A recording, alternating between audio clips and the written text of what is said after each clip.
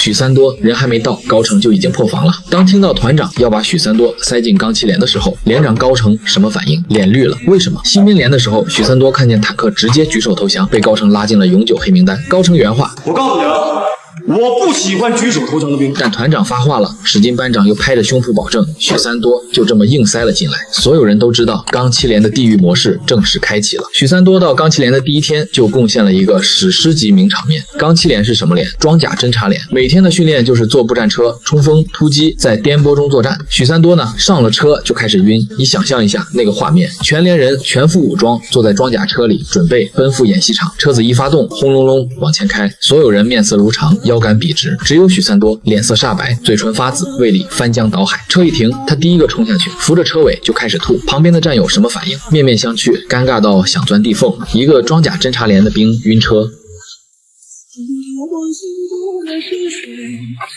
这就像什么？你招了个游泳运动员，结果他怕水；你招了个飞行员，结果他恐高；你招了个厨子，结果他看见菜刀手抖。但许三多不是不想克服，他后来一次次在单杠上旋转，一次次摔下来，就为了治这个晕车的毛病。但那是后话了。此时此刻，他只是一个上了车就吐，下了车就懵的倒霉蛋。晕车只是开胃菜，真正让许三多崩溃的是训练场。钢七连有个传统，每个新兵入连都要报编号，全连列队，庄严宣誓。许三多钢七连第4956个兵，仪式感拉满了吧？但许三多站在队列里，浑身上下写满了2个字：茫然。钢七连的训练强度全团最高，别的兵在草原5班连枪都没摸过几次，到了这儿直接上实弹搞对抗练战术。许三多之前在5班修了半年路，军事技能基本为零。训练场上561喊口令，别人齐刷刷转身，许三多呢慢半拍，别人站好了，他还在伸着个头。许三多，到！想什么的说出来听听。这么简单的队列动作都做不好。班长，我看基准那件事儿。打报告了吗？班长，我给忘了。喊口号更尴尬，别人喊得震天响，杀气腾腾。许三多跟在后面张嘴，声音小得像蚊子哼哼，好不容易喊出一声，还慢了半拍。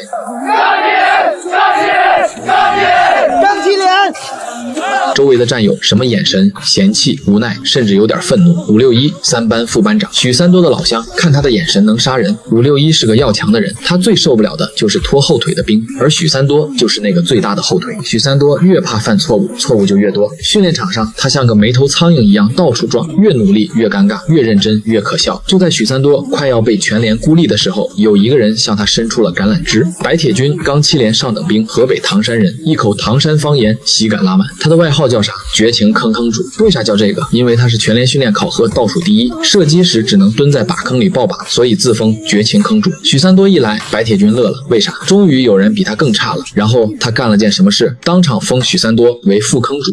哎，三多啊，今儿我是正坑主，你呀就是副坑主呀。还语重心长地告诉许三多，坑主，你蹲在这个坑里就是坑主了。你品品，全连倒数第一开始收徒弟了，这画面有多荒诞？更扎心的是，许三多还真就成了副坑主。射击训练，别人在靶位上打枪，他跟白铁军一起蹲在靶坑里抱靶，两个坑主面面相觑，一个唐山话，一个结靶，那画面简直能当喜剧片看。但老白这人吧，虽然是个老墨，心不坏，他带着许三多，至少让许三多在钢七连有了第一个朋友。虽然是坑友，但许三多不甘心当坑主，他想证明自己。怎么证明？他盯上了内务。钢七连的内务标准多高？被子必须叠成豆腐块，有棱有角，一丝褶皱都不能有。许三多怎么都叠不好，怎么都出不来那个棱角。然后他干了件让所有人目瞪口呆的事，往被子上洒水，水洒上去，被子湿了，用手一抹，棱是棱，角是角，比老兵叠得还平整。许三多看着自己的杰作满意了，他觉得这回总算没拖后腿。但他不知道的是，湿被子没法盖，晚上睡觉怎么办？硬扛，盖着湿漉漉的被子瑟瑟发抖。第二天被子还没干，他又洒一次水，几天下来被子都快发霉了。这事后来被史金和561发现了。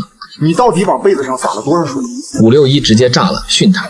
我告诉你，许三多，钢七连需要的可不光是优秀内务。什么意思？你为了好看往被子上洒水，表面功夫做得再漂亮，但你是个兵，不是个展览品。钢七连要的是能打仗的兵，不是叠被子大赛冠军。许三多愣在那儿，手里还端着水杯，不知道该往哪儿放。说到这儿，你可能在笑许三多傻，但换个角度想想，他为什么往被子上洒水？因为他叠不好被子。他为什么叠不好？因为他笨。他为什么笨？因为他从小就被叫三呆子，从来没人好好教过他。他来到钢七连，所有人都嫌弃他，只有史金对他好。他想报答史金，想不给史金丢脸，但他不知道怎么才能做好，他只能用最笨的办法，把水洒上去，把被子弄平整，哪怕晚上冻死也认了。这不是蠢，这是一个被全世界抛弃的人在用他能想到的唯一的方式拼命抓住最后一根稻草。后来的事我们都知道了，他做了333个腹部绕杠，活捉了元朗，成了老 A。但在那之前，他只是一个往被子上洒水，盖着湿被子睡觉，蹲在靶坑里当副坑主的倒霉蛋。高成说的对，许三多明明是个强人，天生一副熊样，他不是不行，他只是还没学会怎么行。